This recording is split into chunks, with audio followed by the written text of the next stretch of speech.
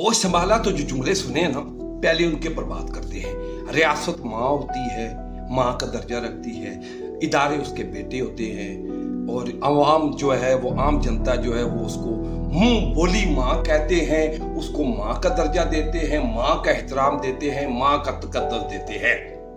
यहाँ तक बात।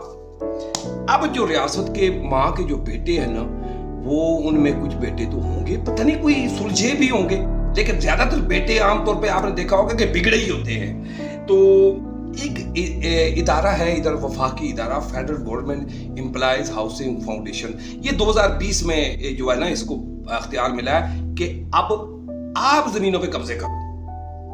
माँ पीछे है आपकी, बात हो तो सीधा माँ को बताओ, माँ को बताओ कि माँ ये जमीन नहीं दे रहे हैं, माँ आपे देख लेगी खुद ही।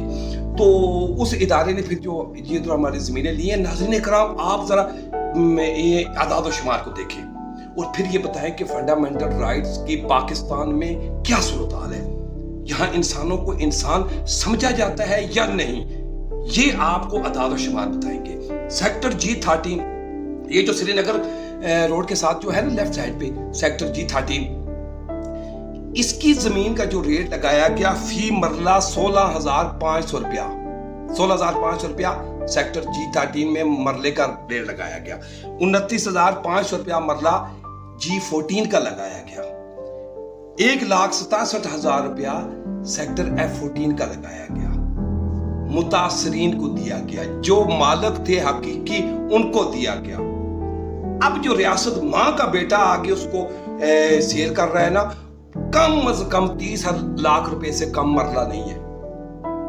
ये जो मैं बातें कर रहा हूं ना ऑन द रिकॉर्ड है, चेक करें, मालूमात करें मेरी बात कहां पे गलत है। अगर गलत है तो कानून के मुताबिक मुझे निशान इबरत बनाया जाए, ताकि मैंने इदारे की बात की है, क्या ये बातें सच है।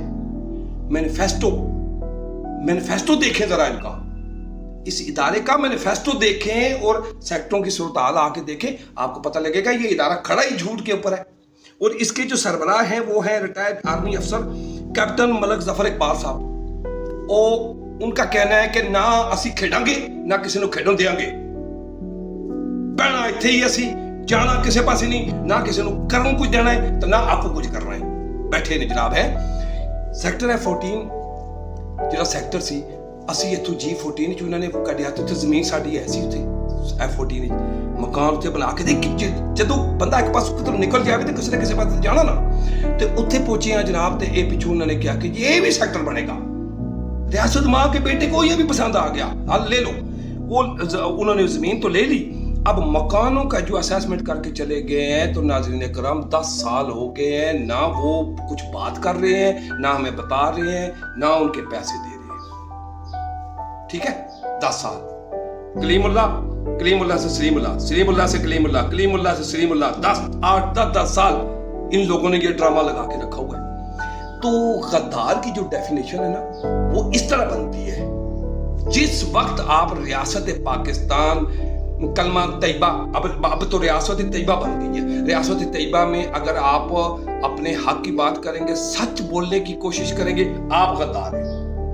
अगर आपको सच बोलने का बहुत ज्यादा शौक है, इंग्लैंड में जाएं, अमेरिका में जाएं, कनाडा में जाएं, जर्मनी जाएं, यूरोपियन मुल्क में जाएं, अंग्रेजों के मुल्क में जाएं, काफरों के मुल्क में जाएं, इत्थे सच नहीं बोलना भाईजान। इतने सच बोलोगे तो फिर वो होएगा जो। तो मैंने आर्मी चीफ साहब से भी रिक्वेस्ट की है, शहबाज शरीफ साहब से भी रिक्वेस्ट की है, अंजुम वकील खान साहब हैं हमारे मेंबर नेशनल असेंबली, उनके अपने बड़े मसले हैं, ज़मीनों के अपने बड़े मसले हैं, वो पहले वो मसले हल करेंगे या हमारा मसला हल करेंगे। तो बाकी ये है जनाब अली, मैंने आपको आदाद व शुमार बताए हैं, सूरत हाल ये है।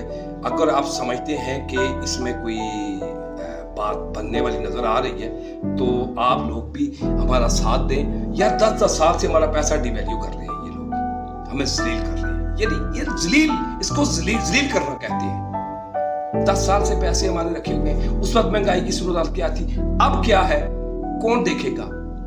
हम तो वो सुनते थे ना कि हज़रत उमर रज़ी अल्लाह ताला अन्हु के बारे में कि उन्होंने कहा था कि दरिया के किनारे अगर कुत्ता कोई भूख से मरेगा तो उसका जिम्मेदार उमर होगा।